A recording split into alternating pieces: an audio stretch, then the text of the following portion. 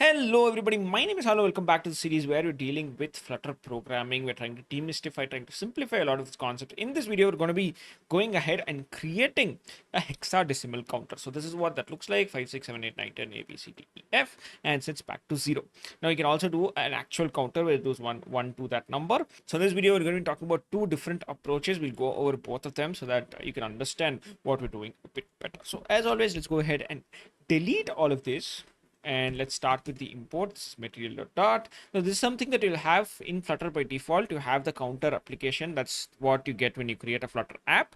But here we're going to be starting this from scratch. So a lot of this stuff will probably be the same as there. But let me just go ahead and create a void main function. This function will just go ahead and run our application, and our application will be nothing but a material const material app. And there I can actually go ahead and set this home to home. Okay. And now what I will go ahead and do is, maybe I should close this first, and I have to create another widget for home. So let me create a stateful widget because there's a lot of states here. I just call it home. Okay, done. And we have a home state also where we'll change the state by itself. Now this is where we'll actually start our code from. So return scaffold. Right, in this scaffold we're going to be having an app bar, which is again going to be very simple. Maybe I'll just copy paste that stuff. So in this scaffold, let's go ahead and create an app bar first, and I'm going to be doing that using the app bar widget. There you have the background color. That's something that we've set to purple, and inside that you have a title, which is a text widget. Okay, there I'm going to go ahead create a counter application. That is what my title is going to be. There in style, I'm going to set this text style, which is also another widget. I'm going to set the colors to white. Okay, and we're going to be centering this title also, which is why we have the central title to there. Okay, once this is there, we can go ahead with the body, and inside the body I'm actually going to go create a column widget so that we can put multiple widgets over there. So cross axis alignment, which will be a parameter that we have, I'm going to align this to the center. Okay, so cross axis alignment dot center. Okay, that is done. Then I'll go ahead and define the children of this particular application. First of all, press the button. That's the text that we have to be creating, and that will also be now aligned to the center. So I'm going to go ahead and create text, which is a widget, and on top of it I'm going to wrap that with the center widget. Okay, after this we'll have another center widget. Inside that we'll have the this text right here, which will actually be a variable. So when you're dealing with this, and that will be the value here because that keeps changing, right? We are actually supposed to declare a variable. Okay, so there you're going to be doing that inside your state. So before this override right here, I'm going to go ahead and create a value, set that to 0 initially, and then I'll have a string called finale, and I'll set that to 0. Okay, so this finale is what we're going to be displaying over here. So let me go ahead and create another text widget, which is again center is going to wrap over the text, but this text will just go ahead and display this finale, okay, for me. And once that is done, what do we have here? We have this pressed many times, which is also a text. So I'm going to go ahead and do the same thing again and paste this one here. And after that, I want some space here, so I'm just going to go ahead and create a sized box. That's what we're doing here. Maybe we'll set the height to something smaller as 50. So we have these three right here, you can see. Then after which we actually have to have a button. So maybe I want this to be a bit in the center also. So what I'll do is, in the column before this center right here, so I'm going to go ahead and create a sized box. In that, I'll set the height to be maybe 200 or so, and see what that looks like. Okay, so this is not exactly in the center. Maybe you can set this to 300 and see what that looks like. Okay, this is pretty center for me. I'm going to leave this as is. So we have another size box here, below which we're going to be creating a button which will interact with all of the stuff. Okay, so we'll go ahead and create an elevated button, which is another widget. So in this elevated button, you have an onPress, which is a function that you have to define, and you have the child itself. Now the child that we have here is nothing but a text. Okay, so let us go ahead and probably I will just set this to a text widget, and I just put the plus icon right here. Okay, and put the plus text right there. And on pressed is something that we have to define now.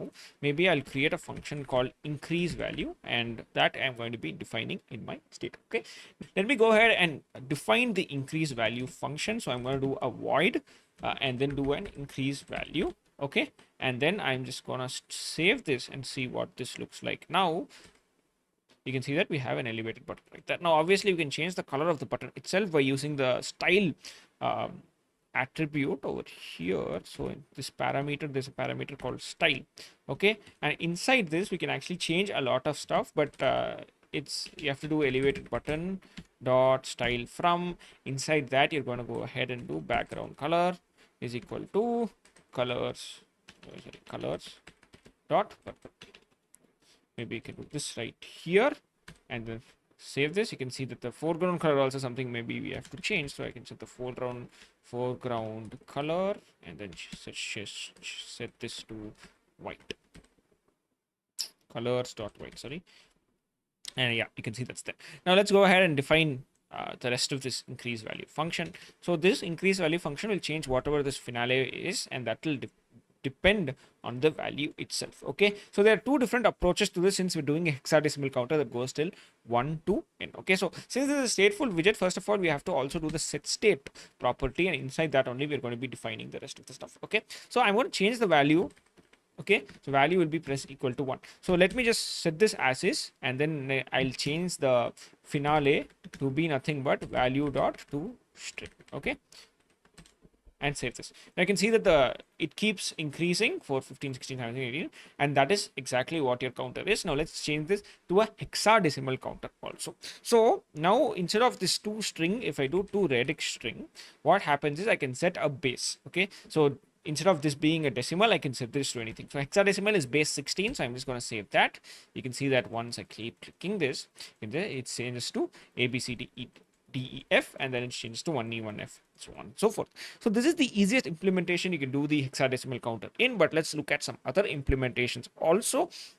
So let's start with a counter where I don't really want this 1, 2, 3 and all.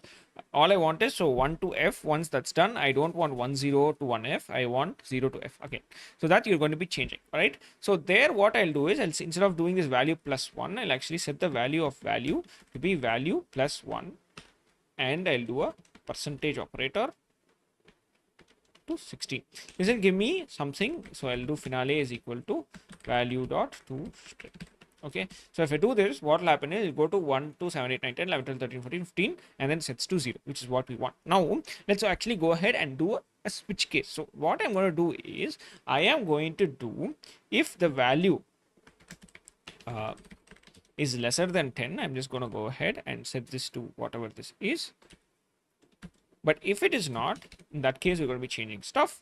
We'll just do an else case here, right? And then we'll do something called as a switch case. So something that you would see in a lot of programming languages is the same in Flutter. Also, how we're going to be switching stuff is, you do switch your variable, whatever you're doing, and you have to do case. So case, in case it's 10, I'll just set the value of this finale to be A. Okay, and similarly, I'm going to go ahead and do the rest of the cases also.